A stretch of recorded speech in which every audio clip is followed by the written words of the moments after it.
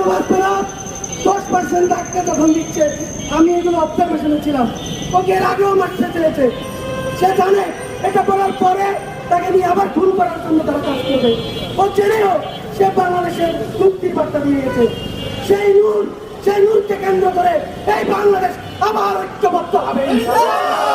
আমরা বলতে চাই, 5 তারিখে এই বাংলাদেশের মানুষ মেসির মতো জীবন নিয়ে যুদ্ধ করে খেলেছে। তারা যখন গোল পোস্টে পৌঁছে গেছে 5 তারিখে, হাসিনা চলে গেছে, গোলটা দিলে ঠিক গোল পোস্ট সেই ভারতীয় বাহিনী নিয়ে গেছে। গোল পোস্ট কি জানেন?